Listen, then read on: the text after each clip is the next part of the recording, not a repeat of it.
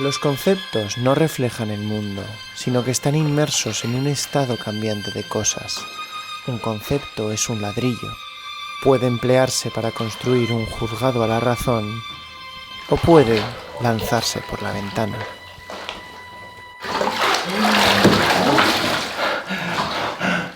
Bueno, hablemos de posthumanismo.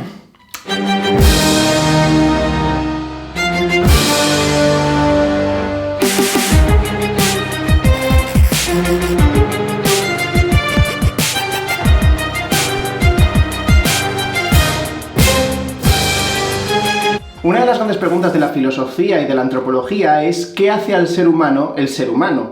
¿Qué lo hace excepcional? Porque somos excepcionales, ¿no? Quiero decir, nadie ha controlado el planeta como nosotros, somos capaces de razón, de inventar cultura, arte, museos, inventar herramientas, conceptos, Bélgica... Todo el mundo comete errores, pero hay algunos que no se pueden perdonar. El humanismo se plantea que así es, el ser humano es excepcional. Humanismo es un término muy amplio, aunque por lo general se asocia a las corrientes filosóficas que, desde el final de la Edad Media, defendían al individuo como libre, racional, digno, capaz de valores éticos, de formarse y de alcanzar la libertad por medio de la razón. El ser humano y esos valores humanistas podían separarse de su entorno, porque es el ser humano, el individuo racional, el que da sentido a lo que le rodea, y no al revés. Es el individuo, por medio de sus características, el que define y amolda su entorno, y no el entorno el que hace al ser humano. El ser humano pasa a estar en el centro. De hecho, si buscas humanismo, la imagen que te va a aparecer más a menudo para representarlo es el hombre de Vitruvio de Leonardo da Vinci, una imagen de un hombre aislado, sin ninguna escena, único, hecho a sí mismo y con 4 brazos y 4 piernas como cualquier ser humano que se precie. En esta búsqueda por encontrar qué es lo que hace al ser humano excepcional, encontramos varias respuestas, no hay un único humanismo. Para algunos es el alma lo que nos hace excepcionales, la semejanza a Dios. Según el Antiguo Testamento, es Adán el que dio nombre a las bestias, y el hombre quien fue creado a imagen de Dios. Las mujeres... bueno, fueron creadas después. Qué raro que Dios crease machos y hembras para todas las especies menos para el ser humano donde solo creó al hombre. Hasta que claro, el incel de Adán se quejó de que necesitaba recibir a su hembra asignada. Bueno, supongo que a Dios se le olvidó. Seamos sinceros, llevaba 7 días trabajando, todo el mundo tiene un despiste. Estoy seguro de que nadie lo utilizará para justificar la superioridad del macho sobre la hembra o cosas así o... Upsi. Esto de que el Antiguo Testamento empiece reconociendo que Adán no solo fue el primer ser humano, sino también el primer incel, creo que empieza a explicar muchas cosas. Para otros, el ser humano es el único capaz de ética, de valores morales. Otros señalan que el ser humano es el único capaz de amar, de sentir. Esta gente evidentemente no ha visto el capítulo del perro de Fry. No estoy llorando, es el alma. Otros, como el rarito de René Descartes, afirmaban que lo que hace al ser humano único es la razón. De hecho, que la razón es de lo único de lo que podemos estar seguros. Pienso, luego existo. La razón es algo separado del cuerpo, y si tengo que poner en duda todo lo que veo, todo lo que siento, todo lo que pienso, todo lo que oigo, lo único que no puedo poner en duda es que dudo. René, tenemos que hablar de esto, porque a ver, yo también tengo ansiedad, pero a mí no se me ocurre hacer de esto una doctrina filosófica. Pero es suficiente burlarse de Descartes por hoy, que hay mucho filósofo francés al que humillar. Esta idea de que nuestro valor radica en que somos individuos completamente independientes gracias a nuestra razón, ha tenido bastante desarrollo, sobre todo en Occidente, en los últimos siglos. Y ya no solo por señores franceses intensitos que tenían mucho tiempo libre. Esta idea ha tenido mucho éxito en política, en economía. Está en el mito de los emprendedores, de los hombres hechos a sí mismos, está en la base de narrativas como el sueño americano. Es el hombre, el individuo, el que por medio de sus facultades naturales, de su razón, de su ingenio, consigue escribir la cosa, o inventar la cosa, o vender la cosa, o esclavizar a los niños para que hagan la cosa. Esta idea del hombre como el centro, en base a un valor esencial, autónomo e independiente, no se extendía tampoco a todo el mundo. El humanismo creó al ser humano como sujeto pero no como uno neutro. El humanismo se empleó para justificar distinciones estructurales y las desigualdades propias de la edad moderna y la expansión europea. Si el ser humano es marcado por su autonomía, su poder y su razón, hay humanos más humanos que otros. El sujeto neutro del humanismo es hombre, es blanco, es cultivado y de clase media o alta. El humanismo crea cuerpos racializados, sexualizados y naturalizados en base a quienes no se acercan a esa esencia definida. Pero la idea del individuo como una criatura autónoma no es algo meramente filosófico. También está en la base de nuestro sistema de derecho. Cuando durante la Revolución Francesa se aprobó la Declaración de Derechos del Hombre y del Ciudadano, esa era la base del sistema legal. El hombre y el ciudadano, el individuo que, por el mero hecho de nacer, tiene unos derechos y unas obligaciones naturales. El ser humano es independiente y absolutamente responsable de sus actos. Y esta idea del individuo y la responsabilidad individual está en la base de muchos debates que aparecen en las noticias, en los órganos legislativos, en los ateneos culturales o en redes sociales como en Twitter. ¿Y qué haríamos sin los debates en Twitter? Por ejemplo, en el debate sobre la regulación de las armas de fuego en Estados Unidos, los que abogan por prohibir la venta de armas de fuego dan estadísticas para demostrar que en estados y países donde la venta de armas de fuego está más regulada o directamente prohibida, la tasa de homicidios es más baja.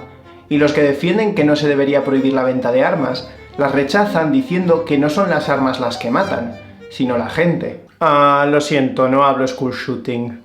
Obviamente la pistola es un objeto inanimado, no puede tener culpa, ¿no? Si no hubiese una persona dándole al gatillo, no se habría disparado.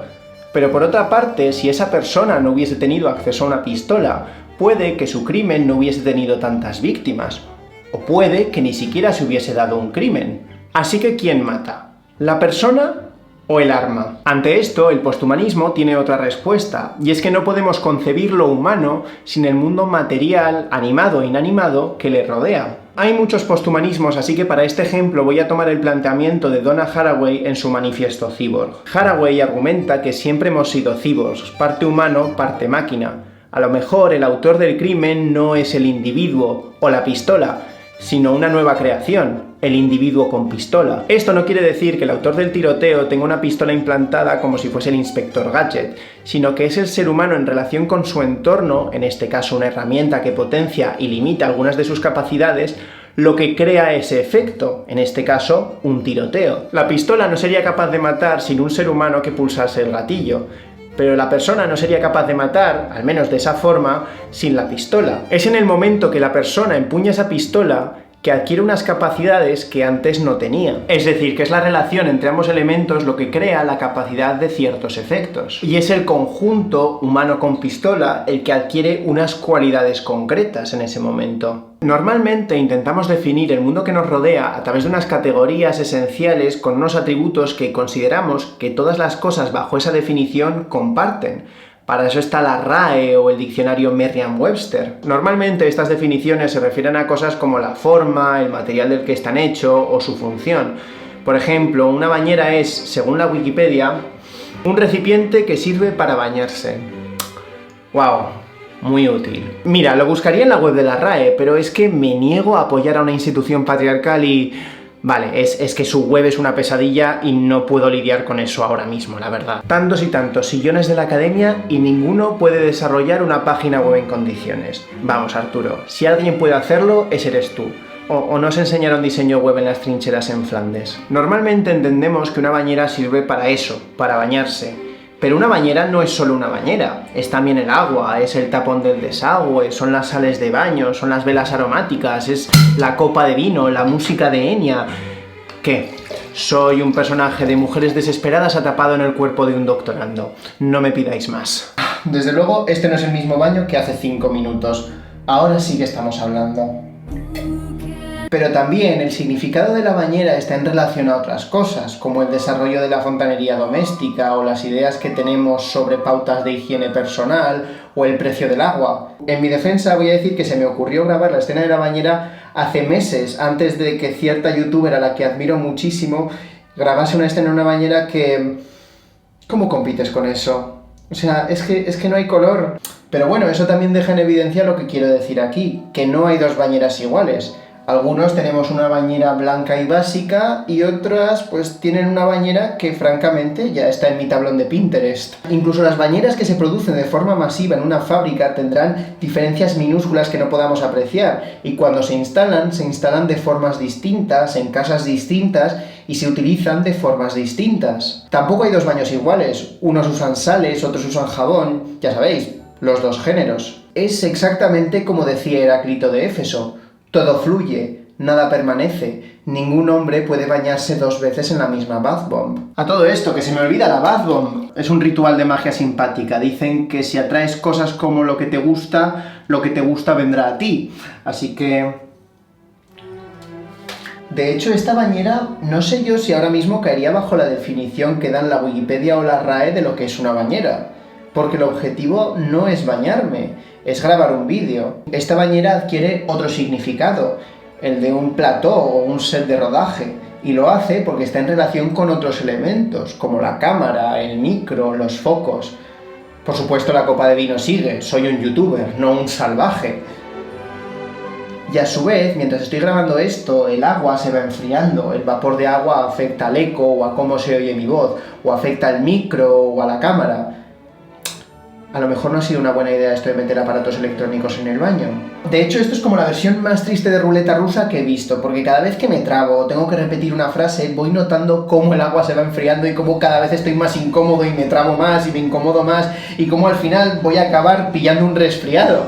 Incluso cosas como las dimensiones de mi cuarto de baño, que me permiten poner la cámara solo en ciertos ángulos, o las políticas de YouTube en cuanto al nudismo, o mi propia comodidad con mi propio cuerpo, influyen en que el ángulo en el que estoy grabando esta escena sea este y no otro. Gracias YouTube por no tener problema que se muestren pezones si son masculinos. Yo es que siempre he sido muy casta. Y el hecho de que el baño tenga baldosas para aislar de la humedad ha hecho que mi voz se oiga con más eco, se oiga distinta y que haya tenido que desperdigar toallas y mantas por toda la habitación para que se oiga un poco mejor. Este baño se ha convertido en otra cosa, en un set de rodaje.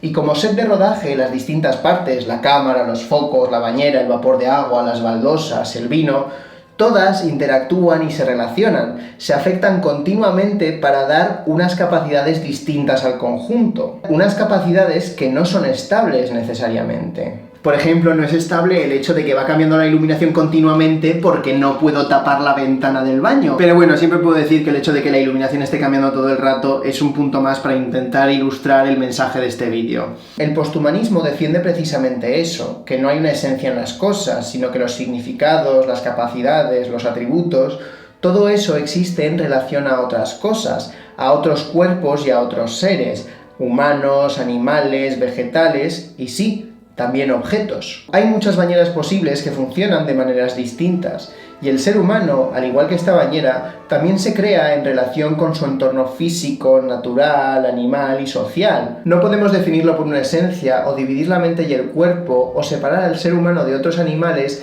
salvo por la creación de barreras artificiales, porque en realidad somos uno con el universo.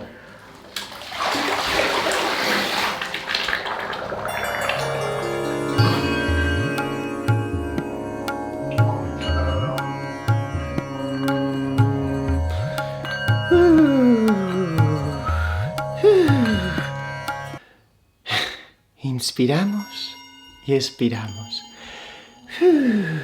Espera, antes tengo que examinar tu aura.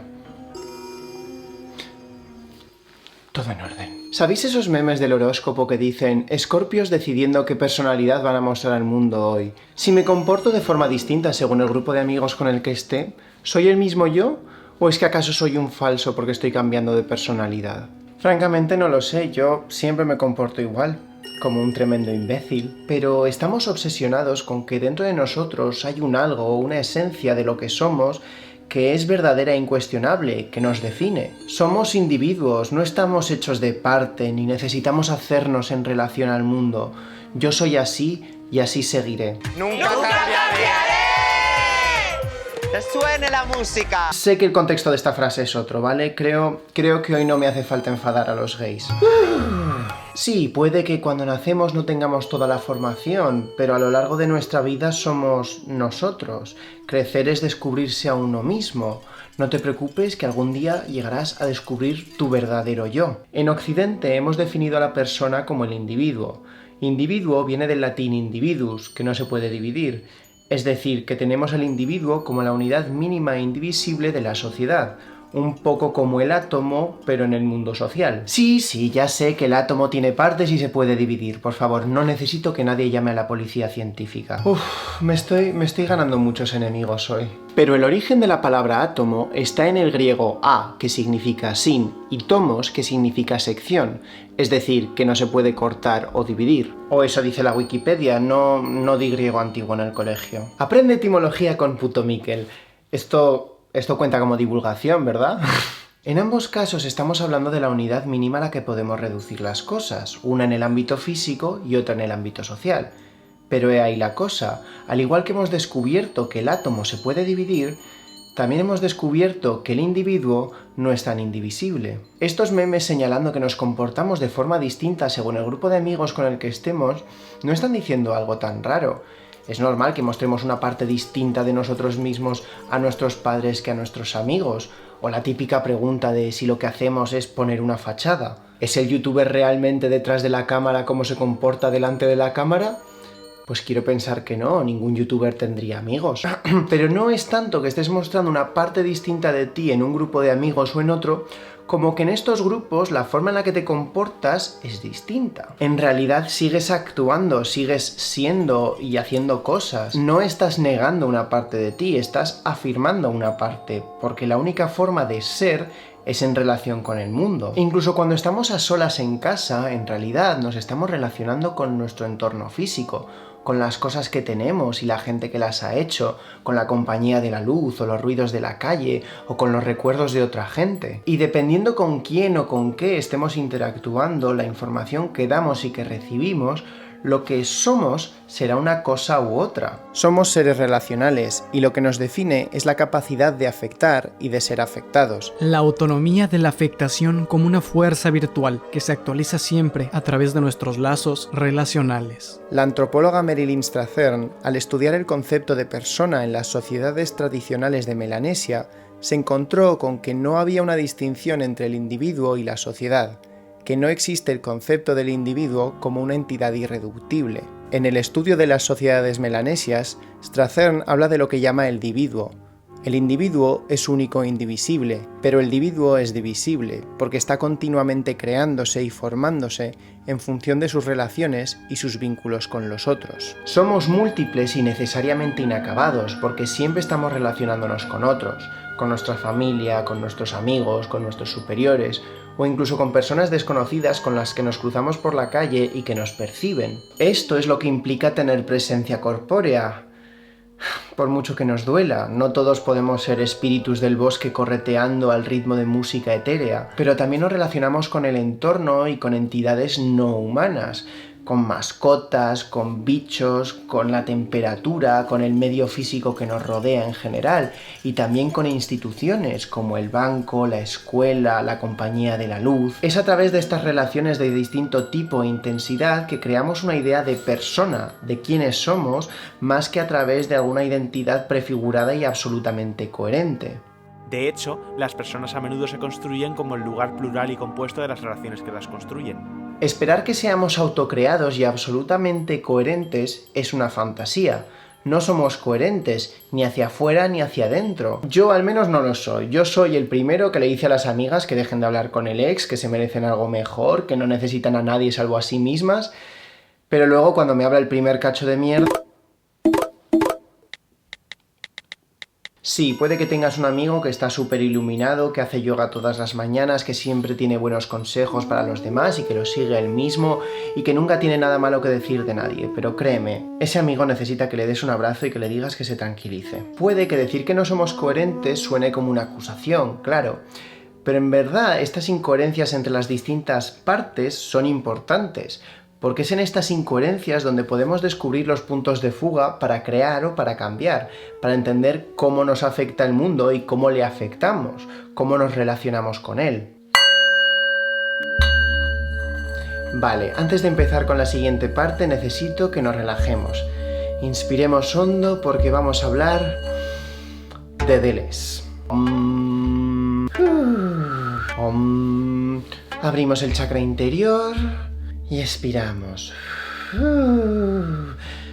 Que le den a eso, necesito un trago. ¿Queréis té? El mío es irlandés. Gilles Deleuze fue un filósofo francés que, al igual que Foucault, sabía cómo lucir un jersey de cuello vuelto.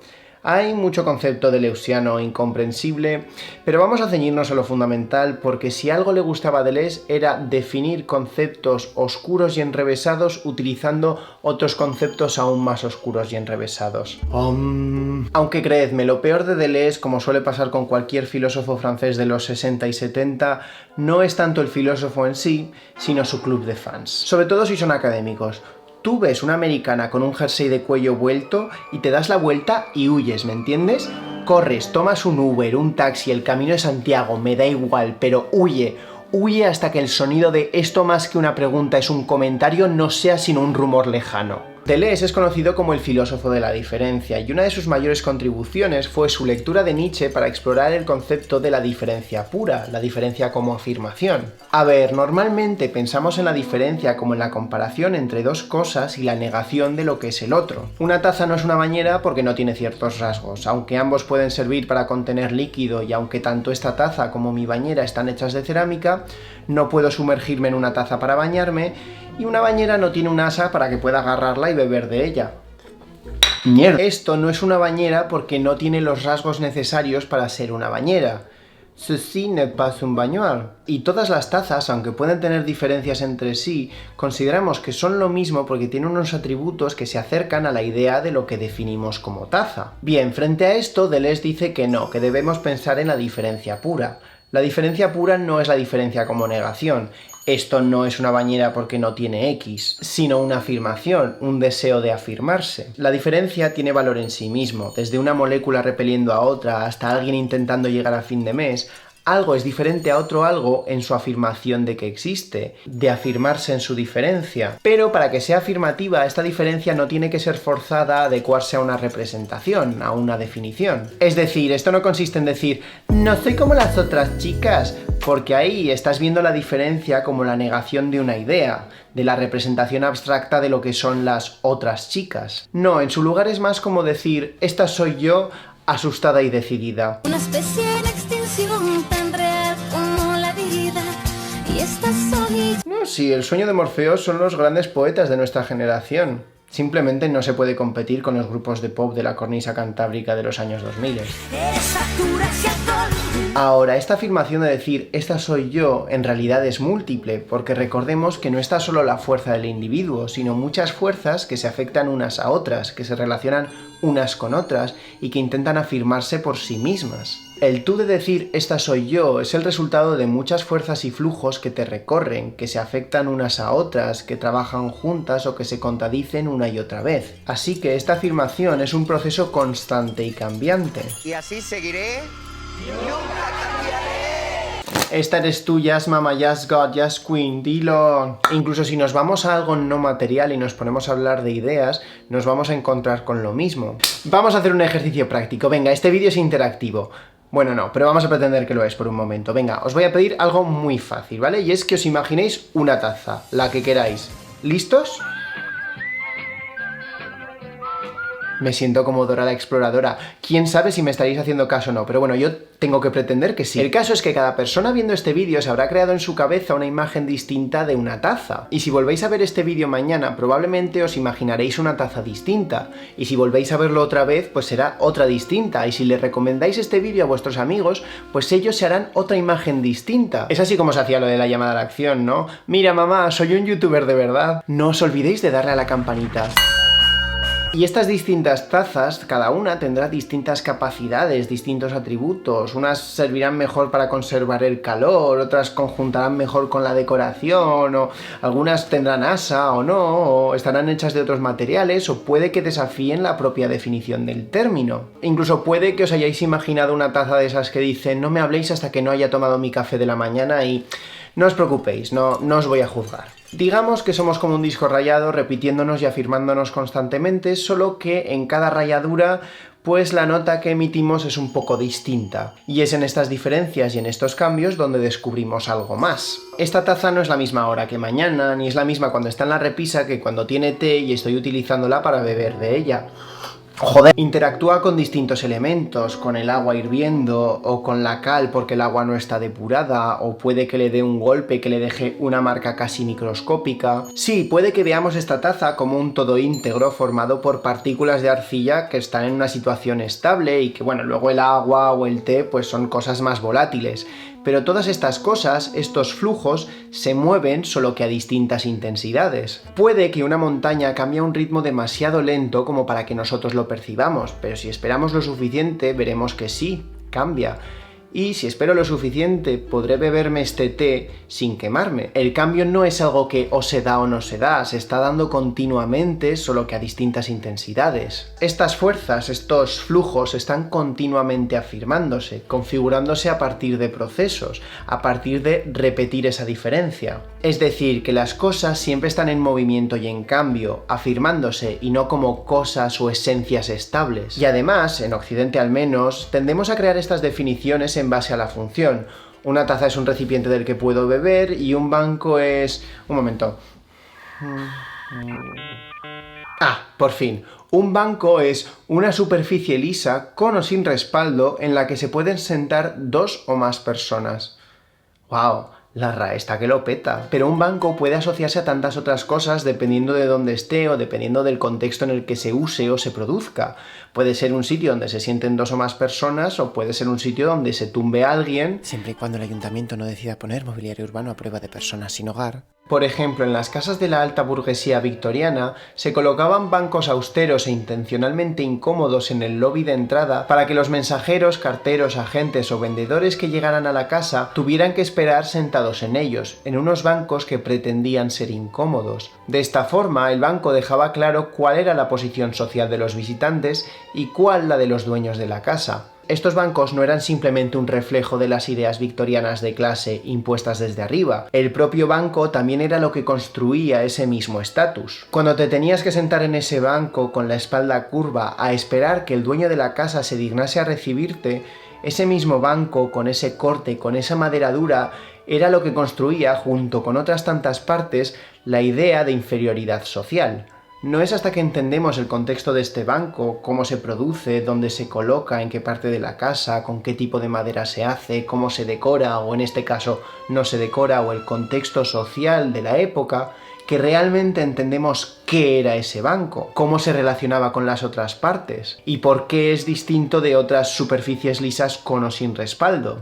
No soy como los otros bancos. Claro, por mucho que sean distintos, entre toda esta multiplicidad tenemos que crear un cierto orden y poner conceptos o definiciones, porque no podemos llamar a todo el de esto que está encima del otro, porque ese es un arte que muy poca gente consigue dominar. Así que tendemos a crear conceptos para representar un ideal de lo que debe tener algo para ser considerado un banco, de fijar todas estas fuerzas múltiples mediante la selección de algunos rasgos o casos para crear orden, conceptos o tipologías. No por nada el lema de la RAE es limpia, fija y da esplendor. Intenta fijar las variaciones, lo múltiple, en unas normas. Pero estos intentos siempre son eso, intentos, y las variaciones y lo múltiple van a seguirse dando. Y sí, voy a seguir poniendo la tilde en solo cuando sea un adverbio, y no pienso decir esqueje para referirme a un spin-off.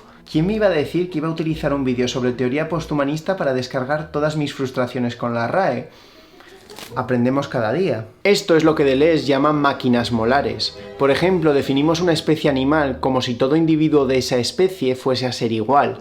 Definimos el sexo biológico en razón de unos rasgos, o el género en base a ciertas actitudes, rasgos o estereotipos. O definimos la nación como el grupo de individuos con unos rasgos concretos como pueden ser cultura, lengua o historia. Pero este intento de labrar un hueco en el que quepan todos los individuos que compartan los rasgos X no elimina la variabilidad interna. No impiden que alguien diga la dije, por mucho que no sea gramaticalmente correcto, o que alguien haga algo que le apetece y de repente aparezcan las noticias porque está desafiando el género. Muchos de estos desafíos pueden ser mutaciones, actos no reflexionados o pues incluso el resultado inevitable de los conflictos entre estos flujos. Si empiezo a relacionarme con muchos madrileños, puede que dentro de 2 meses esté diciendo la dije sin reflexionar y no porque esté intentando dinamitar la máquina molar de las normas del castellano. O puede que alguien haga algo porque le apetece y de repente tengamos artículo tras artículo de por qué está desafiando el género. Queremos que las cosas estén fijas, pero es imposible, están continuamente repitiéndose y diferenciándose. Pero ya me he cansado de hablar de la RAE, así que vamos a poner otro símil científico. El valor que tiene la diferencia como una afirmación es parecido al principio de variabilidad genética que está en la base de la teoría de la evolución. Los genes están continuamente reproduciéndose y en esas reproducciones se repiten, se recombinan, mutan, varían. Pero es en ese cambio y en esas diferencias en lo que se afirman y en lo que tienen capacidad de crear, pues, yo que sé, pulgares oponibles, o un ojo de cada color, o dermatitis, o yo que sé, calvicie. Ahora, ¿por qué estoy hablando de metafísica y de señores franceses con jerseys de cuello vuelto si esto es un canal de historia? Vamos, di tu frase, habla de cuando se murió el emperador Juan Esteban II de Nueva Chiquitidonia. Bueno, la cosa es que estos conceptos nos ayudan a adoptar una nueva perspectiva sobre cómo funciona el cambio o cómo interactúan distintas partes y se afectan mutuamente en, por ejemplo, una sociedad. Y al final, pues la historia estudia sociedades del pasado y cómo se crean y cómo cambian. Y de hecho, si estoy poniendo tantas veces el ejemplo de la taza de té es porque todos sabemos que como arqueólogo lo que me voy a encontrar más a menudo es la vajilla de cocina de hace 1000 años. Y si tengo que demostrar que estudiar la vajilla de cocina de hace 1000 años es útil para entender cómo funciona la sociedad, pues lo haré, aunque tenga que pedirle ayuda a filósofos franceses. Todos mis vídeos son un grito de ayuda.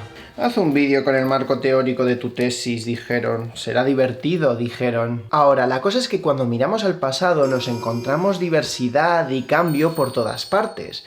La gente no vive hoy como vivían hace 1000 años, ni entienden el mundo ni utilizan los conceptos de la misma forma que hace 1000 años. Parece algo bastante básico y obvio de decir, pero a mucha gente se le atasca esta parte. Cuando hace 1000 años alguien bebía té no lo hacía en tazas del IKEA, y cuando alguien decía España no se refería a un Estado de Derecho en el que el poder reside en la nación. Pero sobre todo el posthumanismo nos permite concebir la historia de una forma distinta. A ver, normalmente entendemos que las cosas tienen una causa y un efecto, o pueden tener varias causas y varios efectos, pero digamos que entendemos que hay algo en la base y que crece o evoluciona a partir de ello. Y esto es algo que pasa mucho en historia. Por ejemplo, pensamos en la historia de Occidente o de nuestro país como algo que se origina en un punto concreto, como un árbol. Aquí abajo está la antigua Grecia, luego aquí viene Roma, la Segunda Guerra Púnica, digo yo por aquí, luego se cae el Imperio, pero vienen los visigodos, la Reconquista. Y todo esto ha creado este bonito árbol que llamamos cultura occidental hasta llegar a donde estamos. Y lo que le falta por crecer... Mirad, no se me da muy bien cuidar plantas, así que calculo que le queda poco para morir bien por sequía o por inundación. ¿Veis? El símil funciona a varios niveles. La cosa es que cuando vemos la historia así, tendemos a no reconocer que la estamos construyendo desde el presente y que estamos intentando poner un orden a todos los eventos, inventos, personas, es decir, a todas esas multiplicidades para crear una narrativa, desde el hoy hacia el pasado, como si hubiera habido una meta definida, cuando en realidad no había una única dirección que siguiesen todos los elementos de la sociedad del pasado que estuvimos estudiando. Cuando acaba de ocurrir algo no logramos entenderlo del todo, es solo con el tiempo y con la distancia que logramos darle una explicación. Pero al darle la explicación vamos a dejarnos cosas fuera, vamos a coger elementos de esa multiplicidad para hilarlos y vamos a excluir otros elementos, aunque sea sin darnos cuenta. Así es como construimos luego la idea de un árbol, por ejemplo, desde la democracia ateniense hasta la democracia liberal, aunque entre medias haya 1000 cosas que contradicen que haya una relación directa o una única dirección entre el punto A y el punto B. Es como cuando lo dejas con un ex, que al principio no puedes evitar pues intentar sobreanalizar la frase X o no sé qué gesto, las señales contradictorias. Y no es hasta que pasa el tiempo que puedes buscar darle una explicación a lo que pasaba y llegar evidentemente a la conclusión de que todo fue culpa suya. Pero esa explicación no consigues dársela simplemente pues porque, yo que sé, ya no te importa y puedes ser más racional o porque el tiempo te da perspectiva, sino también porque, aun sin darte cuenta, has elegido subrayar el valor de unas cosas y minimizar u olvidar otras. Es decir, has decidido de forma consciente e inconsciente buscar en esa multiplicidad de cosas y elegir algunas para darle un orden. Para Deleuze hay una imagen mejor que la del árbol para explicar los procesos, porque los procesos no tienen un principio o un final claros y más que a un árbol se parecen a un rizoma. Esto es un rizoma. Un rizoma es un tallo subterráneo del que crecen raíces y brotes en varios puntos. En el rizoma no hay un principio del que parte todo lo demás y tampoco hay un punto central al que se pueda relacionar todo. Nada. No hay una dirección, puedes cortarlo por una parte y seguiría creciendo. Y de hecho es bastante frecuente que un jardinero haga un agujero y descubra que lo que eran dos rizomas en realidad están unidos. Estoy que lo tiro hoy con los símiles científicos. Se llama multidisciplinariedad, queridas. Los jueces pedían versatilidad y versatilidad les doy. ¿Cuánta gente creéis que se va a pensar que esto es apropiación cultural? Deleuze escribió todo esto de máquinas molares y rizomas junto con su amigo Félix Guattari en el libro 1000 mesetas, capitalismo y esquizofrenia. Siempre pasa en estos dúos que uno es más recordado que el otro. ¡Fuera!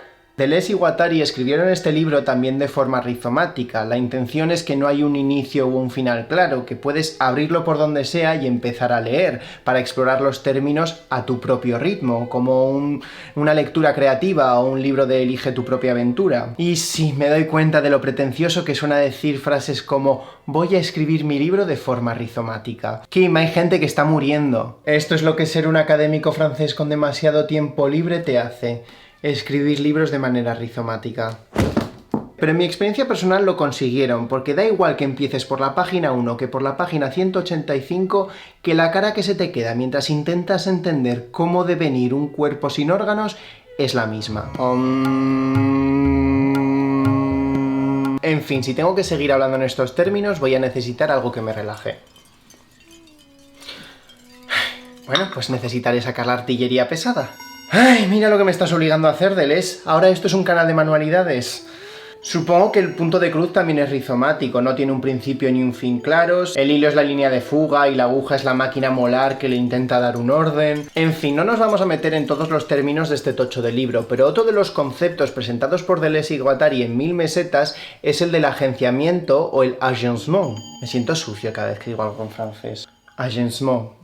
Un agenciamiento es un ordenamiento concreto de componentes diversos y heterogéneos. Estos componentes no son solo humanos, sino que también incluyen pues, lo humano y lo no humano, lo orgánico y lo inorgánico. Es cuando estas partes interactúan y se relacionan que los agenciamientos crean potenciales y efectos diversos, crean algo nuevo. Un agenciamiento produce cuerpos y produce formas de pensar. Digamos que un agenciamiento sería eso de un todo es mayor que la suma de sus partes. Vamos a poner un ejemplo. Un reloj está hecho de engranajes, manecillas, correas, etc. Pero es cuando estas partes se ponen en conjunto que consiguen crear un efecto y que el reloj dé la hora. Claro que también hay otras partes del agenciamiento de ese reloj que pueden no ser tan literales y tan evidentes, como por ejemplo nuestra forma de medir el tiempo en horas y minutos o en 12 segmentos que se repiten, o nuestras nociones de puntualidad tanto a nivel personal como a nivel social, etc. Todo eso formaría parte del agenciamiento de ese reloj que lo hace funcionar y le da ciertas capacidades concretas. Esto es un ejemplo algo literal para que nos entendamos, pero todo lo que nos rodea está organizado en agenciamientos y esos agenciamientos están a su vez organizados en otros agenciamientos que están organizados en otros agenciamientos más pequeños, etcétera, etcétera. Cada pieza de ese reloj es un agenciamiento de metal o de plástico que a su vez es un agenciamiento de partículas, pero este reloj también puede formar parte de agenciamientos mayores, puede formar parte de mi estética personal o de un conjunto, o puede estar en la torre de una iglesia e interactuar cada día, cada hora con las campanas de esa iglesia y por tanto formar parte del agenciamiento de la iglesia tanto como edificio como institución. Es decir, que los agenciamientos funcionan a varias escalas. El problema es cuando un agenciamiento subordina a todos los otros, porque esta subordinación limita la capacidad de producir de estos elementos salvo de formas muy concretas, es decir, se limita la heterogeneidad para hacerla encajar en unos patrones. Esto de agenciamiento me suena fatal, la verdad, o sea, me hace sonar como una estrella de Hollywood que está agenciándose cremas en el Sephora. Pero bueno, es lo que hay, yo no soy traductor y cualquier cosa antes que decirlo en francés. Ahora, puede parecer que simplemente estoy diciendo agenciamiento para referirme a cosas hechas de cosas. Pero lo interesante es que para Deleuze no son tanto los elementos, sino las relaciones entre los elementos lo que les da esas capacidades para afectar y ser afectado. No es el reloj en sí lo que me da una sensación de puntualidad, sino el reloj en relación con otros elementos, como la forma de ordenar el tiempo en un sistema capitalista, o la correa que permite que lo ate a mi muñeca y que pueda consultarlo en cada momento. Y es el conjunto de piezas lo que permite que tenga esa precisión. Estoy hablando de relojes como si en vez de simplemente mirar el móvil para ver qué hora es, siguiésemos llevando relojes de pulsera. ¿En esta economía? Y estas relaciones no son necesariamente estáticas. Los agenciamientos, por un lado, pueden tender a una cierta estabilidad entre las partes, como una especie de campo gravitacional, pero por otro tienden al cambio y a la mutación. Ahora que todo el mundo tiene un móvil donde puede consultar la hora, mucha gente ha cambiado la forma de llevar relojes de pulsera. Y por otro lado, estos nuevos relojes nos permiten poner temporizadores o cronómetros o alarmas que también han afectado a nuestra forma de relacionarnos con el tiempo. Esto es lo que Deleuze y Guattari llaman por un lado procesos de territorialización y por otro procesos de desterritorialización y reterritorialización. Madre mía, Deleuze, ¿no podías escribir tu libro de forma que no fuese un trabalenguas? El afecto está territorializado. ¿Quién lo desterritorializará? ¿El desterritorializador que lo desterritorialice? Buen desterritorializador será. La territorialización es la integración de una parte, un elemento o una relación, vaya, en un sistema de organización, en una relación con otros elementos. Y al contrario, la desterritorialización implica una ruptura, un desviarse del sistema de relaciones en el que se estaba para buscar algo nuevo. El ejemplo por antonomasia que dan Deleuze y Guattari es la psicología de Freud. Esto no es solo Freud, es Freud. Freud revolucionó el panorama al plantear el concepto de la libido, consiguió desterritorializar el deseo y liberarlo de la estructura previa. La sexualidad pasaba a ser algo inherente al ser humano, pero a su vez lo reterritorializó al integrarlo en una nueva estructura, en este caso el de los dramas griegos, para decir el complejo de Edipo, que deseas porque echas de menos el destete o quieres acostarte con tu madre o yo qué sé, cosas freudianas. Pero podemos aplicar esto también al ejemplo del reloj en el campanario de la iglesia. Podemos imaginar que antes de que se añadiera el reloj, en ese pueblo el tiempo se medía con las campanas de la iglesia. Al añadir el reloj, por un lado, el territorio marcado por las campanas y la iglesia pierde su estabilidad y su contexto. Las campanas ya no se usan para medir el tiempo, pero la medición del tiempo se vuelve a asociar al mismo edificio. Se reterritorializa en la torre, en la iglesia, pero de una nueva forma. Ahora no para medirlo por medio de una única señal cada hora, sino por medio de un mecanismo que da el tiempo de forma constante. Esta territorialización y desterritorialización nos permite ver cómo se relacionan las distintas partes del conjunto. Al alterar una relación, las otras relaciones también cambian o se ajustan para reterritorializarse otra vez. Y los efectos que tiene el conjunto, ahora una torre con un reloj, cambian. Tendemos a ver las cosas como estables y que cada parte va a comportarse de la forma esperada. Esperamos que todos los engranajes de un reloj giren para que la manecilla gire y nos dé la hora, o que cada 4 años va a haber elecciones y se va a nombrar un parlamento que va a nombrar un gobierno. Pero esta tendencia a que cada parte se comporte como se espera no impide el potencial para cambio, porque en estas relaciones hay huecos y hay fisuras. El reloj se puede romper o puede llegar un nuevo invento que cumple la misma función, o puede que haya 5 elecciones en 2 años. Y los elementos dentro de estos agenciamientos van a relacionarse con otros elementos que están dentro de ese conjunto, pero también con cosas que están fuera o con otros agenciamientos. Es decir, que hay relaciones hacia el interior y hacia el exterior. Pues ya he terminado. ¿Os gusta? Ya os he dicho que es muy relajante. Para que nos entendamos, el enfoque posthumanista está más interesado en las relaciones y en los efectos que estas relaciones producen. Y en estos conjuntos el ser humano no es la pieza central, no es el que hace que ocurra todo, es una pieza más. Esto no quiere decir que el ser humano no actúe o que no tenga capacidad de actuar. El posthumanismo no pretende destruir al ser humano como categoría, sino señalar que estamos atravesados por flujos y procesos que nos limitan en unos ámbitos o que nos potencian en otros, que no seríamos capaces de pensarnos como humanos y de pensarnos tan especiales si no hubiésemos tenido las herramientas que nos han permitido ese desarrollo.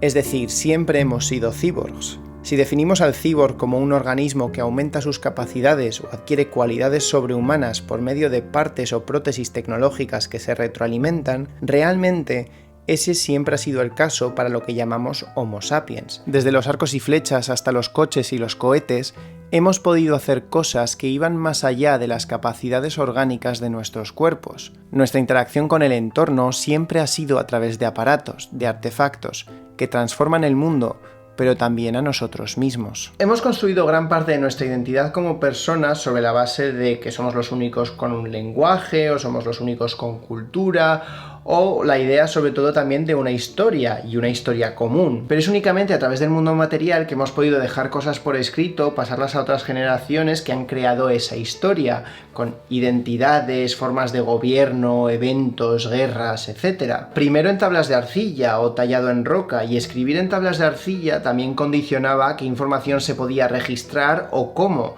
No sé si habéis probado escribir en una tabla de arcilla, pero es un coñazo. Quiere decir, ves esto y dices, pero ¿cómo quieres que lea nada aquí, por favor? Las propiedades materiales del soporte de escritura eran tan parte de la información que se recogía como el escriba que se ponía a tallar, el sistema de escritura, de almacenaje de estas tablas de arcilla o el sistema de gobierno que necesitaba que se registrase por escrito la cantidad de grano que iba al granero. Todo esto está conectado y estas relaciones crean nuevas posibilidades, ya no solo de registrar por escrito cuánto grano entra al granero, sino también himnos religiosos, leyes, biografías de reyes, etc. Es decir, el ser humano inventó la escritura, pero la escritura también inventó al ser humano, o al menos a una forma de ser humano. Si en vez de escribir en arcilla escribimos en pergamino o en papel, o atamos juntos los papeles y formamos libros, esto permite recoger más información y de distintas maneras. O luego si encima tenemos una imprenta o un teclado y un archivo en la nube,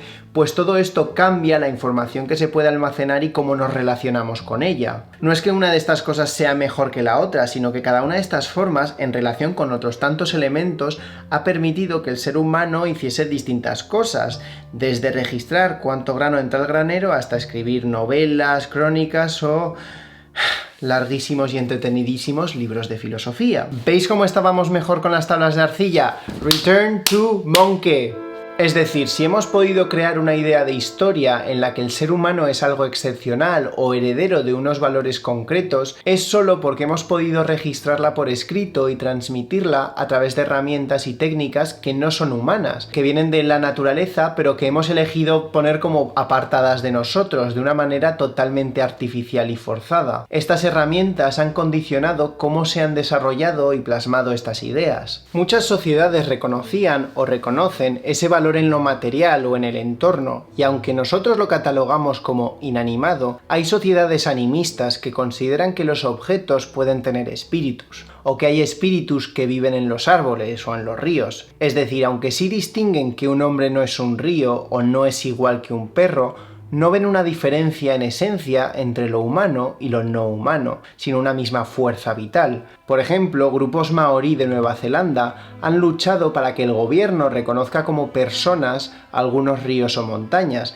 para darles los mismos derechos, porque consideran las relaciones con estos entornos parte de ellos también. Para cuando Descartes pudo decir eso de pienso luego existo, ya había hecho suyas esas herramientas del mundo no humano, venía de una larguísima tradición que había estado teniendo relaciones constantes con el mundo orgánico e inorgánico que le habían permitido esas facultades. Es decir, sin el entorno físico y material, natural y animal, que potencia esas capacidades, el ser humano no se podría haber concebido a sí mismo como individuo ni como ser humano en sí. La idea de una razón abstracta individual que no depende de nada es una fantasía porque esa misma idea ha dependido de una forma concreta de relacionarse con el entorno. Lo posthumano no significa realmente el fin de la humanidad. En su lugar, señala el fin de una cierta concepción de lo humano, una que tal vez se aplicara, en el mejor de los casos, a esa facción de la humanidad que tenía la riqueza, el poder y el ocio para concebirse a sí mismos como seres autónomos,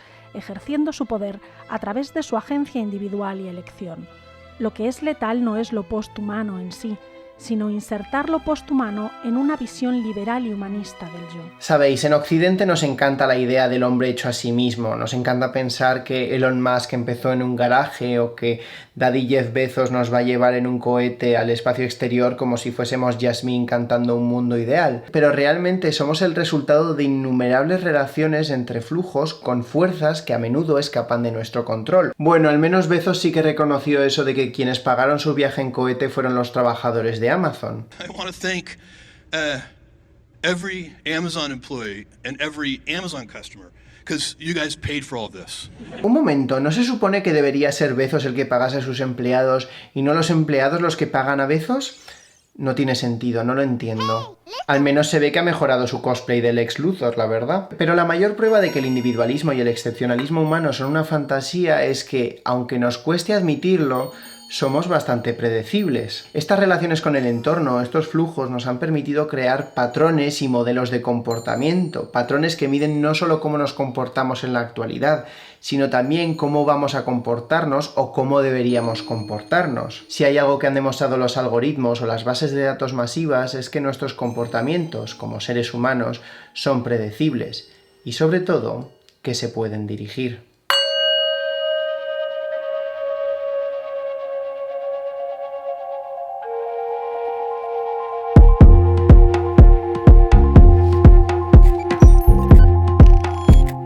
Westworld es una serie de ciencia ficción distópica que empieza en un parque temático poblado por una serie de androides llamados anfitriones para entretenimiento de los clientes millonarios que van al parque a satisfacer cualquier deseo que tengan. Sobre todo violento sexual, porque total, son robots, no hay consecuencias a liberarse.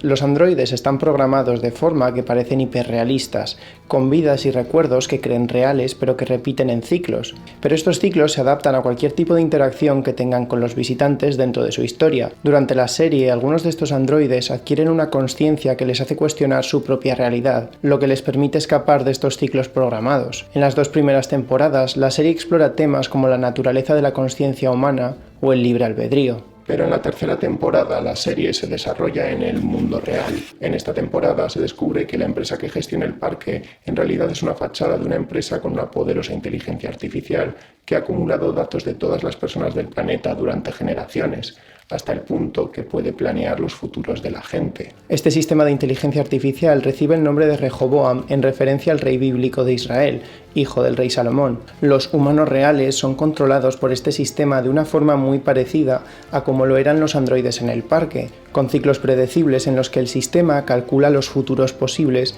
y las posibilidades de divergencia para ajustar los comportamientos humanos a un guión. En el futuro planteado por Westworld, el conocimiento absoluto de los datos personales de todas las personas del mundo, qué comen, qué compran, dónde viven, cuál es su crédito bancario, da un poder casi absoluto para controlarlas. No por medio del castigo o por la amenaza de la ley, sino por medio de la dirección o sugestión. Rehoboam no es una especie de dictador manejando el destino de cada individuo o las acciones que deben hacer y castigándoles físicamente si no hacen tal o cual cosa. Más bien, es al analizar los datos de cada persona que determina cuál será su futuro, qué caminos podrá seguir, a qué tipo de trabajo podrá acceder, qué tipo de apartamento, de seguro, de asistencia médica. En definitiva, qué tipo de futuro es accesible a ellos. Conforme la persona vive su vida, actúa o se relaciona con su entorno, el sistema recaba datos con los que ajusta o corrige su modelo. Si la persona se sale por completo de esa predicción, Rehoboam incorpora esos datos y plantea otro futuro al que amoldarse, pero siempre bajo los baremos marcados por el sistema. Esto, por supuesto, es una versión dramatizada y llevada al extremo. Es una serie de ciencia ficción, al fin y al cabo. Que no se engañen, nadie se levanta con el pelo así perfectamente colocado, aunque debo confesar que sí que cedería todo mi libre albedrío a cambio de tener ese pelazo.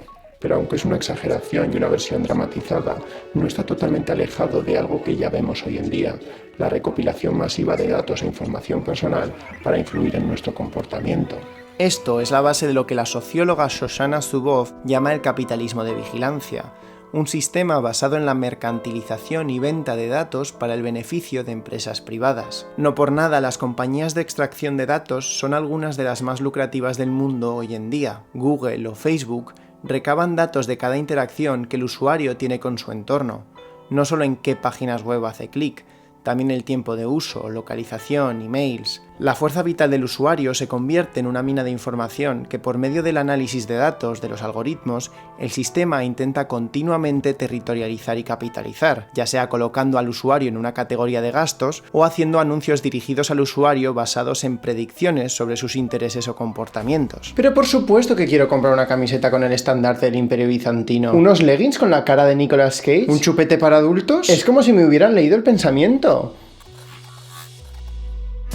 Pero también hay otros usos para estos datos. Los relojes inteligentes que miden tus pasos y pulsaciones se han vendido como algo que es bueno para tu salud, pero las compañías de seguros también se han interesado en estos relojes para regular el precio de sus primas. Las compañías que venden test de ADN para saber si, pese a ser de Palencia, tienes un 5% de sangre vikinga, también venden los datos recopilados a industrias farmacéuticas. Cambridge Analytica recopiló datos personales de millones de usuarios en Facebook para hacer perfiles psicológicos con los que poder influir en las elecciones en Estados Unidos. Para su voz, a medida que las empresas buscan maximizar sus beneficios, algo inevitable bajo el sistema capitalista, la extracción y venta de datos se vuelve cada vez más agresiva y el control sobre la privacidad se vuelve cada vez menor. Ya no solo venden que has comprado un patito de goma y que por lo tanto a lo mejor también te interesa comprar sales de baño, pasan a registrar tu localización para sugerirte restaurantes en tu zona, o qué música te gusta para sugerirte eventos, o qué páginas has dado a like para venderte y colocarte anuncios electorales.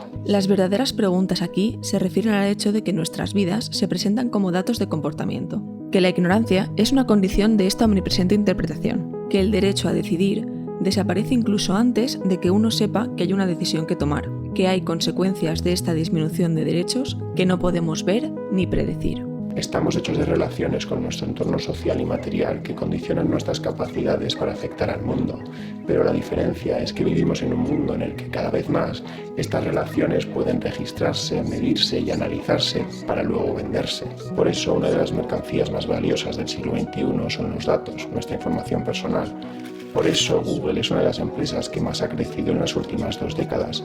Y por eso tu cuñado no deja de hablarte de que ha hecho un cursillo en Big Data. Prefería las cenas familiares cuando se hablaba de política, de los catalanes o, qué sé yo, de meterme astillas bajo las uñas. Este modelo entraría dentro de lo que Deleuze llama sociedades de control, en los que la persona no es un cuerpo al que castigar y disciplinar como ocurre en las cárceles, en el colegio o en la mili. En las sociedades de control las personas pasan a ser números y sets de datos que se ordenan para modelar tu comportamiento y que te impulsan a autorregularte. A que como vives en esta zona y tus gustos incluyen X cosa, también deberías comprar X. A que como tu edad, peso y estatura son Y, deberías dar el número de pasos al día Y. A que con tu nivel de nómina y tu historial médico Z, deberías contratar el seguro Z. No se te impone un único molde en el que tienes que encajar bajo riesgo de ser castigado, sino que con los datos que proporcionas, con esos distintos flujos que forman parte de ti y que pasan a medirse, el molde se ajusta y se refina para dar sentido a ese cúmulo de datos. Así se pone ese individuo en el lugar correspondiente, ordenando los datos A con las opciones A, los datos B con las opciones B, etc. The square. That's right. It goes in the square. Estas máquinas no imponen, pero igualmente crean los futuros posibles, las opciones disponibles para ti. Son como una autopista. Puedes cambiar de carril, pero no puedes salirte de la carretera. La periodista Sasha Eisenberg cita a uno de los consultores de la campaña de Obama en 2008, quien comparó el modelo predictivo a las herramientas de un adivino. Sabíamos a quién iba a votar la gente antes de que ellos hubieran decidido. De vez en cuando alguien deja un comentario en alguno de mis vídeos diciendo gracias al algoritmo por haberme descubierto tu canal. Yo también se lo agradezco al algoritmo, pero Dios me libre de entender cómo funciona. Yo simplemente sonrío y asiento. Así es como me muevo por la vida la mayor parte del tiempo. Y de hecho han pasado varias veces que me preguntan si como youtuber tengo alguna queja sobre cómo funciona la plataforma. Y he leído a muchos otros youtubers quejarse sobre el algoritmo y cómo funciona. A un nivel intuitivo sí puedo entender cómo funcionan estas recomendaciones, a partir del número de clics o de canales asociados que la gente también ve además del tuyo, o si el contenido es monetizable y por tanto los anunciantes quieren poner sus anuncios asociados a ese contenido. Pero la mayor parte de las veces no sé cómo ha llegado mi vídeo a tus recomendaciones, Jorge, o por qué este otro vídeo no aparece. Lo entiendo, de verdad que lo entiendo. Puede que no haya hecho ese cursillo en Big Data, pero lo entiendo a un nivel muy básico y visceral. Pero estos sistemas, estos algoritmos, estas máquinas son tan complejas que es difícil que nos enfrentemos a ellas realmente, o que las miremos con poco más que confusión por los futuros y opciones que se nos están quitando o que ya no están disponibles para nosotros. Lo que el algoritmo te da, el algoritmo te lo quita, tan caprichoso como un dios griego. Pero hay algo que tenemos que entender, y es que no hay algo interno a los algoritmos que los hagan malos. El problema no es que los algoritmos existan, sino que se subordinan a una relación concreta, a un único potencial, la creación de capital. Y es esa subordinación la que limita los potenciales de algo, en este caso el análisis de datos, en unos patrones concretos. El potencial infinito de Internet, que había sido una línea de fuga, se intenta territorializar otra vez en el sistema. Deleuze y Guattari llamaban al capitalismo la cosa innombrable, un sistema que no está gobernado por ninguna ley trascendental, sino que es plástico, que se amolda para absorber cualquier intento de fuga o de cambio. Una abominación que otros sistemas, como el feudal, habían conseguido mantener a raya. Esto no quiere decir que el feudalismo fuera bueno. El capitalismo sería la máquina codificadora por excelencia, la que consigue reterritorializar cualquier innovación, cualquier intento de fuga o desafío. Inventos como Internet, que en su origen se concibió para que el acceso a la información fuese libre y horizontal, acaba reintegrado en esas relaciones. Movimientos como el feminismo o la lucha por los derechos LGTB son sometidos al capitalismo rosa o al purple washing. La lucha por buscar movimientos ecológicos y luchar contra el cambio climático se reintegra como productos con la etiqueta eco que realmente no cambian las formas de producción. Ahora bien, esto no significa que tengamos que empezar a hacer gorritos de papel de aluminio porque una máquina nos controla. En un mundo ideal, o tal vez en una distopía como Westworld, esta sociedad de control intentaría una coherencia interna absoluta, una territorialización total para limitar lo múltiple a lo aceptable, para encajarnos a todos. Pero esto es imposible.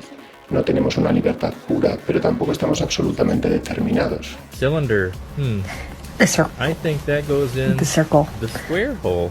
De nuevo, la variabilidad y la heterogeneidad, los cambios y las mutaciones son de esperar en las relaciones entre estos elementos. Esto es lo que Deleuze llama líneas de fuga o de desterritorialización, la creación de deseos y el proceso creativo que rompe los intentos de estructurar y organizar. Esto es importante saberlo no solo para no empezar a hacer gorritos de papel de aluminio, sino también para entender cuál es nuestro campo de acción, cuáles son los conceptos, las estructuras y las máquinas molares que nos afectan y que limitan nuestra creación de deseo, y también cuáles son los puntos de fuga, las incoherencias dentro de estas máquinas. Cuando entendemos cómo estos sistemas, estas máquinas nos afectan o intentan condicionarnos, es más fácil pararnos para buscar entre estas conexiones que hacen, y a partir de estas conexiones romper y escapar del intento de dar un orden.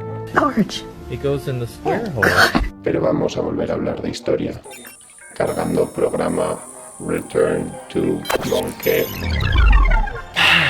En el siglo I después de Cristo, Herón de Alejandría describía una máquina llamada la eolípila, que consistía en una cámara de aire con dos tubos curvos que estaba conectada por otra serie de tubos a una cámara de agua. Cuando el agua se calentaba, el vapor salía por los tubos a una gran presión y esto hacía que la esfera o cilindro donde estuviese el aire empezase a girar a una gran velocidad. Es decir, habían inventado la máquina de vapor. O una máquina de vapor al menos. 1700 años después, en el siglo XVIII, James Watt inventó una máquina de vapor algo más complicada, con una serie de pistones que permitían regular la entrada y salida de vapor. Esta máquina obviamente no vino de la nada, hubo otra serie de inventos y perfeccionamientos durante el siglo anterior que permitieron a James Watt desarrollar su máquina, pero es para que nos entendamos. Lo último que me falta es tener los comentarios llenos de ingenieros ofendiditos. La máquina de vapor de Watt es considerada tradicionalmente como la máquina que permitió el desarrollo de la primera revolución industrial, que revolucionó la industria del textil o el transporte, o que permitió el desarrollo y la expansión del capitalismo industrial.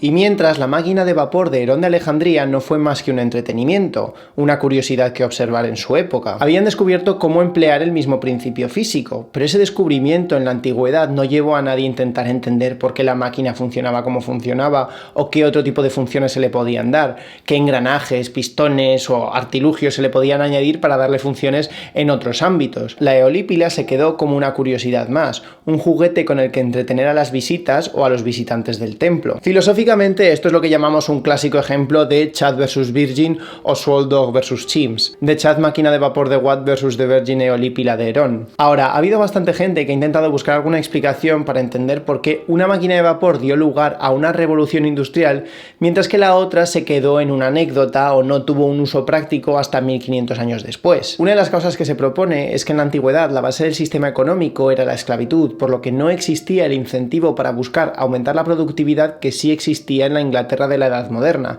donde había una masa desposeída que vendía su trabajo a cambio de salarios. Para otros también está el hecho de que la eolípila apareció en un entorno en el que no había carbón mineral u otras fuentes de energía que se pudiesen quemar y que fuesen rentables. Si querían que funcionase tenían que tener un montón de leña y a un esclavo dándole con el fuelle, y claro, no suena al mejor uso de los recursos. Otros señalan que realmente la eolípila era un callejón sin salida y que los griegos no tenían el conocimiento de mecánica suficiente como para hacer que funcionase como algo más. No conocían los pistones ni tenían los conocimientos de metalurgia necesarios para hacer todos los engranajes y todas las partes que hubiesen hecho de la eolípila una máquina de vapor funcional y productiva. Y otros señalan que tampoco tenían los conocimientos de física necesarios como para entender los principios por los que funcionaba la máquina, como por ejemplo el principio de acción-reacción de Newton, así que tampoco habrían sabido cómo poder explotarla. Pero realmente que la eolípila no diese lugar a una revolución industrial en la antigüedad nos demuestra que no hay un elemento fundamental, algo esencial o una raíz que haga que algo funcione de una determinada manera. Es en la relación entre los distintos elementos que surge el potencial para que algo tenga un efecto u otro, para que sea un juguete con el que entretener a las visitas o un aparato con el que revolucionar la industria. Ya no solo en la relación entre las distintas partes físicas del mecanismo, los pistones y demás, es la relación entre los pistones y el entorno social, y los modos de producción, y el principio de acción-reacción, y los recursos naturales disponibles, ¿Y? Tampoco fue la invención de la máquina de vapor en sí, como si fuese un momento de gritar eureka, lo que dio lugar a la primera revolución industrial y por tanto al calentamiento global, y por tanto si volviésemos atrás en el tiempo y matásemos a Watt pues no haría este calor infernal. No, es como esta máquina y sus posibilidades se integraron con otras piezas del puzzle, lo que hizo que tuviese esos efectos. Esas relaciones con el entorno intentaron integrar y organizar la máquina de vapor de Watt para darle unas capacidades específicas. Tenemos esta tendencia a ver la historia como algo con una dirección o una finalidad específica, como algo casi inevitable, desde la rueda hasta los cohetes y desde las tablas de arcilla hasta las tablets, y medimos el atraso o el progreso en base a una línea de medir que en realidad es imaginada. La historia no tiene un fin concreto. Cuando estudiamos conceptos como la nación, el imperio, el capitalismo, el patriarcado, el género, no tienen una línea de desarrollo definida. Por supuesto, tienen elementos, partes que tienden a relacionarse con otras partes o que chocan con otras partes, pero el resultado no es único e inevitable. Se dan acontecimientos, revoluciones, descubrimientos,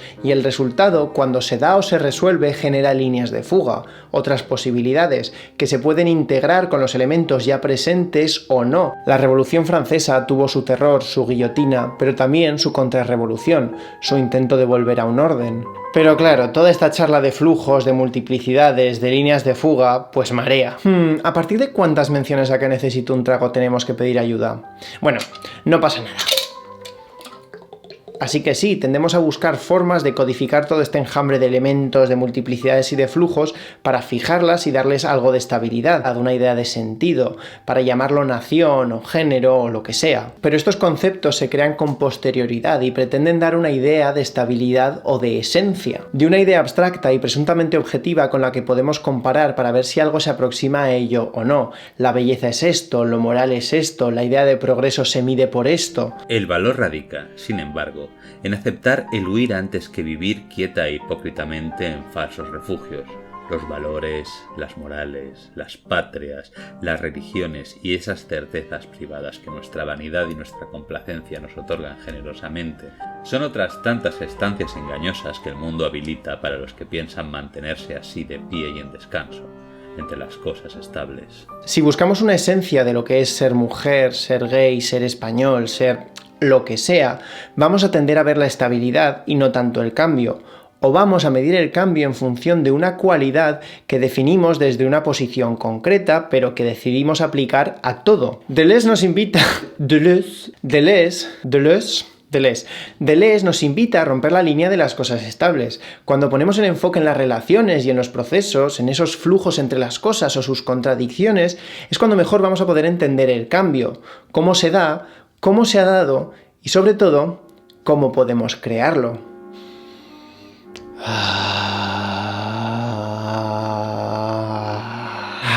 Bueno, suficiente hablar de historia por hoy. Toca hablar de ideología. La verdad es que Deleuze no está tan mal, quiero decir, es uno de los filósofos base de todos los movimientos revolucionarios de las últimas décadas por algo. Pero Gilles, vida mía, cariño, cielo, tesoro, tenemos que trabajar eso de las terminologías oscuras y describir como si quisieras que no te entiendan. Este sería el futuro si los filósofos postestructuralistas franceses hubieran escrito de manera comprensible. Tal vez entonces ya seríamos cuerpos sin órganos, Gilles. Pero de nuevo, eso solo lo conseguiste tú, cuando te tiraste por la ventana. Vale, ya paro. En fin, supongo que crear la revolución del afecto recae en los creadores de memes en Instagram, los shitposters en Reddit, los youtubers... ¿Ves lo que me estás haciendo hacer, Gilles? ¡De rosca! ¡De rosca! Intentamos dar sentido al mundo creando entidades y narrativas estables, el país, el género, la religión, Occidente, la sexualidad. Esto permite crear grandes metanarrativas en las que ser humano, ser algo, te permite identificarte con ese algo, pero a su vez eso te condiciona e intenta limitarte. Te ata a esa idea de un algo inmutable que implica una forma de ser y una forma de actuar concretas, y nos creemos que eso es estable, eso es lo que es, eso es lo que nos define. A menudo le ponemos un significante, un término, tu profesión, tu nacionalidad, tu género, tu sexualidad. Esos términos crean ideas que intentan encasillar las infinitas formas que tenemos de relacionarnos con nuestro entorno, pero no lo consiguen del todo. Por eso cuando nuestras experiencias ponen bajo cuestión la estabilidad de estos términos nos ponemos nerviosos. Están borrando a las mujeres. Gritamos. Están intentando acabar con España. ¿Pero qué significan exactamente estas cosas? ¿Qué definición están intentando borrar? ¿Y cómo hemos llegado a crear estas definiciones? ¿Qué es España?, dices, mientras clavas en mi pupila tu pupila azul. ¿Y tú me lo preguntas? El mundo, incluyendo nosotros mismos, estamos compuestos de flujos, continuamente cambiando, deseando, creando y encontrándonos con estos códigos y limitaciones que intentan esencializarnos. Es normal y esperable que los huecos que dejan las relaciones entre estos flujos den pie a incoherencias, a variaciones, a cambios. Nos producimos y reproducimos de forma constante en relación con nuestro entorno, y no siempre vamos a encajar con ideas preconcebidas de lo que somos, o lo que significa ser hombre, o ser español, o ser gay, o ser hetero. Por ejemplo, técnicamente yo soy un hombre bisexual, pero todos mis amigos dicen que irradio una gran energía lésbica. ¿Tiene sentido? No. ¿Es problemático? Puede. Pero si desterritorializarme como hombre y reterritorializarme como lesbiana es ser problemático, pues bienvenido sea ser problemático. Deleuze y Guattari hablan de romper estas estabilidades, de aprender de lo esquizo, de romper estos códigos para intentar convertirnos en un cuerpo sin órganos. A ver, lo del cuerpo sin órganos... ¿Cómo coño lo explico? Todo cuerpo tiene unas capacidades actuales. Puedo mover el brazo así o asá. Pero todo cuerpo tiene también unos potenciales, de afectar o ser afectado, de relacionarse con otros cuerpos, de cambiar. Puedo ponerme una camisa de fuerza y no moverme, o unas mallas elásticas y hacer acroyoga. El cuerpo sin órganos es el cúmulo de todos esos potenciales. Deleuze y Guattari comparan el cuerpo sin órganos con un huevo. En un huevo tenemos la clara y la yema, que parecen simplemente masas continuas de algo pegajoso. No hay divisiones claras dentro del huevo o una organización interna, sino grados de intensidad. El huevo es consistente, está diferenciado, pero no está organizado. Y en esta masa pegajosa, en el huevo, es donde está el potencial, es donde se dan cambios que pueden parecer minúsculos e insignificantes, pero que resultan en una criatura u otra, en un polluelo o en un lagarto. Es un cuerpo con potencial absoluto para realizarse de formas distintas. El objetivo tampoco es perder toda sensación de estabilidad y organización porque todo vale, vamos a convertirnos en pepinillos o darnos a la experimentación pura y absoluta sin objetivos, vamos a dejar de hablar de hombres y mujeres sin más. Sí, si nos damos a las drogas con absoluta rienda suelta, puede que nos liberemos de toda atadura con la realidad, que nos demos cuenta de que todo es un continuo y que somos uno con el cosmos. Pero también puede que acabemos muy mal. El huevo puede acabar siendo un pollito, un lagarto, o perderse en todo ese potencial y acabar convirtiéndose en una tortilla. Una rica, riquísima tortilla de patatas sin pelar, sin cocinar y con atún. Digamos que puedes intentar crear algo fuera de toda referencia, buscando la desterritorialización pura, evitando estructuras, mezclando partes sin ton ni son para crear puro potencial y buscar pura línea de fuga esquizoide. Y puedes acabar produciendo Cats.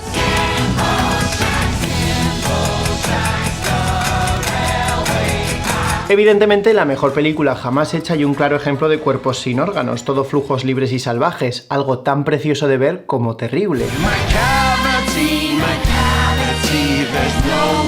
A lo mejor sí que me debería volver un canal de crítica de cine. Desde luego hay un cierto valor en la estabilidad, en creer que las cosas son fijas o que tienen un valor objetivo, en creer que hay algo que es la razón y hay algo que es la belleza, y que estos conceptos tienen valores absolutos. Pero si nos dejamos llevar por esta idea, nos quedamos sin formas con las que cambiar nuestro entorno. No consiste en intentar romper con todo o ponernos al establishment y a las categorías porque ¡tú no me controlas! Eso de nuevo sería entender la diferencia como una negación. Se trata de perseguir estas líneas de fuga, buscar en las contradicciones internas del sistema de organización para afirmarte, para lograr perspectiva y, desde esa perspectiva, ver cuál es el camino que ha llevado aquí y desarrollar resistencias, teniendo en mente qué es lo que te permite una mayor capacidad de acción, de afectar, de potencial. Esto es lo que Deleuze llama devenir nómada, una forma de pensar y de realizarse que busque innovar, moverse, crear, combinar el espíritu crítico que desestabilice el punto en el que estamos, que seamos sinceros es una mierda, con la creatividad. Por ejemplo, puedes utilizar la identidad LGTB, pero no acomodarte en utilizarla como una etiqueta u obsesionarte con utilizar una letra u otra del alfabeto. Porque si utilizamos esta identidad como una máquina para codificar y dar sentido a nuestra existencia, hay un riesgo. Si utilizamos esta identidad para definir una esencia estable de lo que somos, esto puede dar pie a más incoherencias y negaciones, y de hecho esto es algo que vemos. Si me identifico como gay y mi pareja pasa de identificarse como hombre a identificarse como persona no binaria, ¿yo paso a ser otra cosa? ¿A ser bisexual? ¿Tengo que dejarlo con mi pareja para intentar ser coherente con mi identidad? Y si aceptamos que mi pareja siempre ha sido quien es y que su identidad no binaria es que simplemente ha descubierto quién es, su verdadera esencia, ¿entonces mi atracción por esa persona estuvo equivocada? No, de lo que se trata es de utilizar estas posiciones no para buscar esencias marcadas y definidas, en este caso por un historial de opresión y por la medicalización del deseo y de las desviaciones para asignarnos una serie de letras, sino de utilizarlas como una afirmación, como la creación de algo nuevo, para intentar que estos códigos nos limiten menos. En el caso LGTBI, por ejemplo, como una línea de fuga para explorar la disidencia de género o sexual, utilizándola como un punto de ataque para entender cómo se ha creado la idea de lo normativo o de la sexualidad y qué incoherencias hay entre esta etiqueta y tu forma de vivir el deseo. Es decir, utilizar esa disidencia para buscar acabar con el código que ha hecho que esa disidencia fuese necesaria en un primer lugar, en lugar de para crear otro código nuevo. Se trata de abandonar esta idea de la identidad como una unidad indiferenciada y definida, fija, porque eso corre el riesgo de absorber y crear códigos de lo normal, del gay normativo, de la lesbiana normativa, de la persona trans aceptable, del ideal de persona blanca o negra o hetero o español. Se trata de crear colectivos que reconocen esas diferencias encarnadas, para colaborar en esa diversidad y ampliar nuestra capacidad de relacionarnos con el mundo que nos rodea, más allá de esos códigos de la identidad. Porque aunque no seamos uno y lo mismo, lo que nos une es la fuerza vital, nos une con otros humanos y con no humanos. Estamos en esta convergencia, en este momento, que por si no había quedado claro es un poco una mierda, el planeta está ardiendo y vamos a morir todos juntos. La filosofía posthumana nos permite entender que no hay nada inherente en nosotros que nos haga especiales frente a otras cosas. Pero el hecho de que no seamos especiales no nos quita valor, porque nuestro valor se construye en nuestra capacidad para relacionarnos con el entorno, para afectar y ser afectados. Eso sí, puede que Jeff Bezos tenga más capacidad para afectar que tú y que yo. Necesitamos una distribución del afecto, socializar los medios de afección. Pero sí, aunque estamos condicionados por nuestro entorno, también tenemos la capacidad de condicionar lo que nos rodea. Y si entendemos qué es lo que nos condiciona o cómo lo hace, nuestras condiciones materiales o cómo hemos creado ciertos conceptos, ideas, etc., podemos buscar las incoherencias en las relaciones entre estos elementos y explorar sus puntos de fuga. Podemos crear, podemos afirmarnos en el mundo. No tenemos que dejar que el mundo, la sociedad, actúe por nosotros. Porque si la capacidad de crear viene de las relaciones entre los elementos, eso quiere decir que otras relaciones y otras capacidades son posibles, que no tenemos que entender que somos algo apartado de la naturaleza y que hay un límite estricto entre lo humano y lo animal, y que la naturaleza no es más que un recurso para nosotros. El posthumanismo no trata de borrar la capacidad de actuar de lo humano, pero sí acabar con esta idea de que estamos apartados, somos excepcionales, o que nuestra capacidad viene de un valor intrínseco en nosotros. Se trata de reconocer qué mecanismos, qué estructuras nos han marcado y aún nos marcan, no para intentar entender qué es algo, sino cómo funciona. Estudiar las relaciones entre los elementos no para abandonarnos a la idea de que está todo decidido o que yo soy rebelde porque el mundo me ha hecho así, sino para entender cómo hemos llegado hasta aquí, dónde fueron los futuros cancelados y cómo podemos crear esos futuros alternativos. Las estructuras que creamos a menudo nos limitan más de lo que nos permiten, y el posthumanismo nos invita, incluso partiendo desde estas mismas estructuras, a examinar las partes y sus relaciones para ver cómo desde estas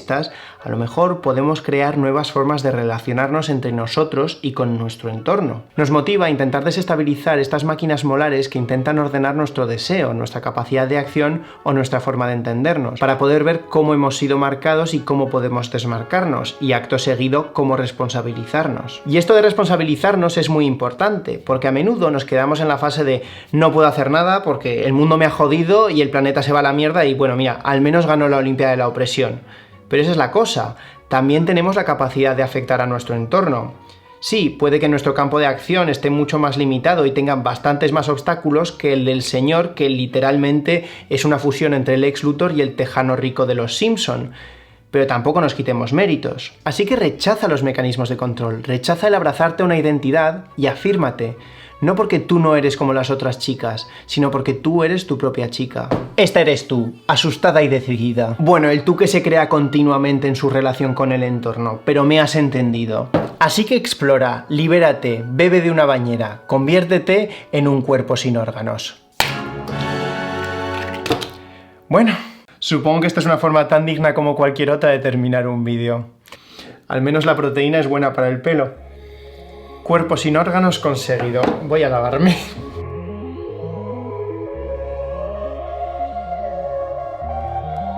No, se ha desterritorializado el huevo. Uf. Como podéis ver, la cera fundida ha quedado desterritorializada de la vela y se ha reterritorializado con la madera, porque se me ha pegado y a ver cómo la despego. No pasa nada. ¡No!